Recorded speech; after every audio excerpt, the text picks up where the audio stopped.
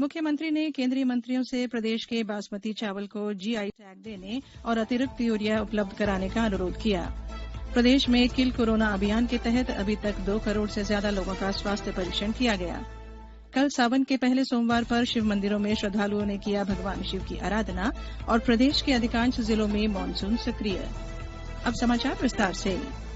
मुख्यमंत्री शिवराज सिंह चौहान ने कल नई दिल्ली में केंद्रीय कृषि मंत्री नरेंद्र सिंह तोमर से मुलाकात कर राज्य में पैदा होने वाले बासमती चावल को जीआई टैग यानी जियोग्राफिकल इंडिकेशन दिलवाने का अनुरोध किया। श्री तोमर से मुलाकात के बाद नई दिल्ली में मुख्यमंत्री ने बताया कि प्रदेश में बासमती चावल का उत्पादन 13 जिलों में किया जाता है और इससे प्रदेश के लगभग 80,000 किसान जुड़े हुए हैं।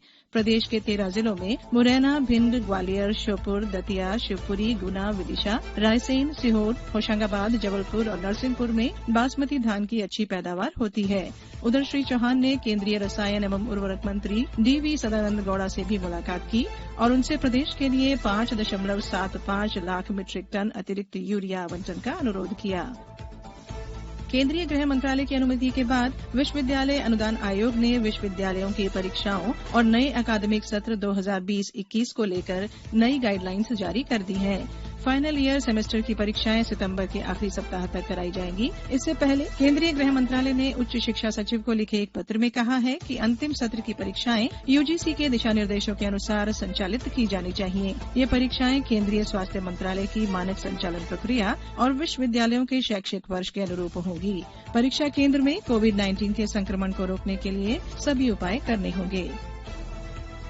प्रदेश में किल कोरोना अभियान के तहत लोगों के स्वास्थ्य परीक्षण का काम तेजी से किया जा रहा है। अभियान के तहत 2 करोड़ से ज्यादा लोगों का स्वास्थ्य सर्वे किया जा चुका है। 1 जुलाई से शुरू अभियान में खंडवा जिले में पहले 5 दिनों में 1,33,835 घरों का सर्वे कार्य किया जा चुका है, जिसमें 6,33,676 व्यक्तियों के स्वास्थ्य की जानकारी ली गई है। किल कोरोना अभियान की नोडल अधिकारी डॉक्टर मनीषा जुनेजा ने बताया कि सर्वे में अब तक 1986 संदिग्ध मामले पाए गए हैं, जिनका मोबाइल मेडिकल यूनिट द्वारा परीक्षण उपरांत सैंपलिंग की जा रही है। यह अभियान 15 जुलाई तक जारी रहेगा। इस अभियान में अन्य विभागों के कर्मचारियों के साथ साथ स्वयंसेवी संस्थाओं व जन प्रतिनिधियों का भी सहयोग लिया जा रहा है।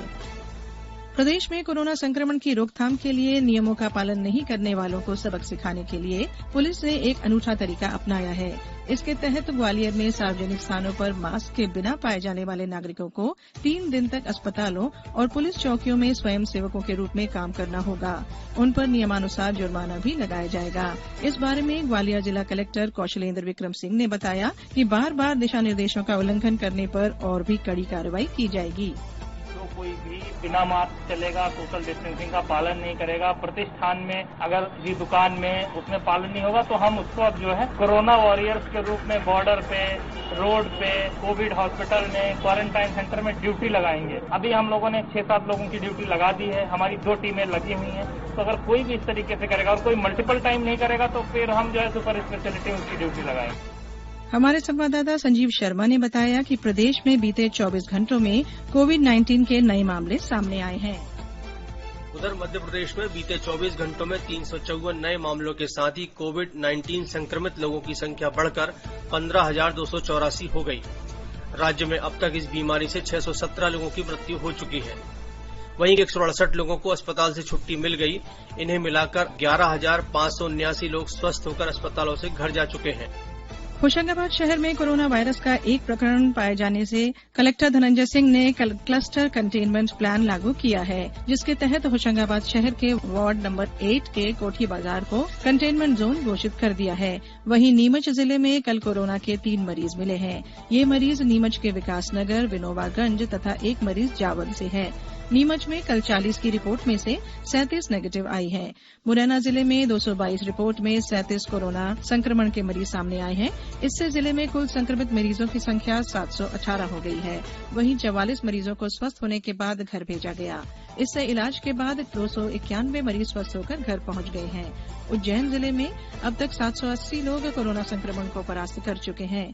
खंडवा में कल 253 रिपोर्ट प्राप्त हुई, जिनमें से 8 रिपोर्ट पॉजिटिव व 245 रिपोर्ट नेगेटिव आई हैं। शिवपुरी जिले में कल 10 नए पॉजिटिव केस सामने आए हैं। अब जिले में कुल पॉजिटिव केस 83 हो गए हैं। इनमें से 34 सही हो गए हैं। पॉजिटिव मरीज मिलने से कंटेनमेंट एरिया बनाए गए हैं। कलेक्टर और पुलिस अधीक्षक ने कंटेनमेंट एरिया का निरीक्षण किया।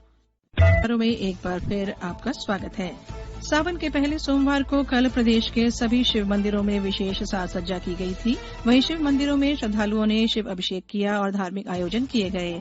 कोरोना संक्रमण को देखते हुए सभी धार्मिक स्थानों पर प्रशासन के दिशा निर्देशों का सख्ती से पालन किया गया। कल से ही सावन का महीना भी शुरू हो गया है। इस वर्ष यह अनूठा संयोग है कि सावन के महीने का समापन सोमवार को हो रहा है। बैतूल के बालाजीपुरम, मंदसौर के पशुपतिनाथ, छतरपुर की खजुराहो में मतंगेश्वर, खंडवा जिले के ओंकारेश्वर और ममलेश्वर के साथ देवास जिले के नेमावर में सिद्धनाथ महादेव मंदिर, आगर मालवा के वैद्यनाथ मंदिर में श्रद्धालुओं ने भगवान शिव की विशेष पूजा अर्चना की। उज्जैन में कल बाबा महाकाल नगर भ्रमण पर निकले। पहली बार सवारी महाकाल मंदिर से हरसिद्धि चौराहा होते हुए रामघाट पहुंची। मध्य प्रदेश विद्युत वितरण कंपनी के कार्यक्षेत्र के भोपाल, नर्मदापुरम, ग्वालियर और चंबल संभाग के समस्त 16 जिलों के अंतर्गत इलेक्ट्रिक वाहन चार्जिंग स्टेशन स्थापित करने वाले व्यक्तियों को अलग से नया बिजली कनेक्शन लेना होगा। गौरतलब है कि मध्य प्रदेश विद्युत नियामक आयोग द्वारा विद्युत वाहनों के चार्जिंग के लिए बिजली की अलग से दरें निर्धारित की गई हैं। शैक्षणिक सत्र 2020-21 की ऑनलाइन ई प्रवेश प्रक्रिया के लिए सभी शासकीय अनुदान प्राप्त सरकारी और गैर सरकारी महाविद्यालयों को प्रोफाइल नवीनीकरण और सत्यापन करना अनिवार्य होगा। सभी महाविद्यालयों से कहा गया है कि वे यह कार्य 20 जुलाई तक पूरा करें। प्रदेश में मानसून लगातार सक्रिय है। पिछले 24 घंटों के दौरान रीवा, सागर, शहडोल, जबलपुर, इंदौर, उज्जैन संभागों के अधिकांश स्थानों पर बारिश हुई। वहीं भोपाल और होशंगाबाद संभागों में भी कई स्थानों पर वर्षा दर्ज की गई। प्रदेश के शेष संभागों में छुटपुट वर्षा हुई। मौसम विभाग ने बताया है कि आज रीवा, सागर, शहडोल, जबलपुर, इंदौर, उज्जैन, भोपाल और होशंगाबाद संभाग में कहीं कहीं भारी बारिश हो सकती है। अन्य संभागों में गरज चमक के साथ बौछारें पड़ सकती हैं। राजधानी भोपाल में आज सुबह से ही बादल छाए हुए हैं और उमस के साथ लोगों को गर्मी का एहसास हो रहा है। अब कुछ समाचार संक्षेप में। प्रदेश कांग्रेस ने आगामी उपचुनावों को लेकर कल पार्टी के मोर्चा संगठनों, प्रकोष्ठ के अध्यक्षों और अन्य पदाधिकारियों की संयुक्त बैठक आयोजित कर चुनाव रणनीति की समीक्षा की। छात्र आईटीआई में प्रवेश के लिए 19 जुलाई तक रजिस्ट्रेशन और चॉइस फिलिंग कर सकते हैं। छतरपुर कलेक्टर शैलेंद्र सिंह की अध्यक्षता में कल शासकीय शालाओं में अध्ययनरत छात्र छात्राओं को सत्र 2020-21 में स्व सहायता समूहों के माध्यम से गणवेश प्रदान करने के संबंध में बैठक आयोजित की गई। आगरमालवा जिला कलेक्टर ने कल कोरोना संक्रमण को रोकने के उपायों को प्रभावी तरीके से लागू करने के लिए अधिकारियों के साथ समीक्षा बैठक की और जरूरी निर्देश दिए। कटनी जिले में उद्यानिकी विभाग के सभी 6 शासकीय संजय निकुंज में आजीविका मिशन के महिला स्व सहायता समूहों को जिम्मेदारी देकर नर्सरी निर्माण का लक्ष्य रखा गया है। केंद्रीय पर्यटन और संस्कृति राज्य मंत्री स्वतंत्र प्रभार प्रहलाद पटेल कल सागर के सुरखी विधानसभा क्षेत्र के सिहोरा गांव में जल प्रदाय योजना का भूमि पूजन किया गया। इस दौरान 68 करोड़ के विभिन्न कार्यों का भूमि पूजन किया गया।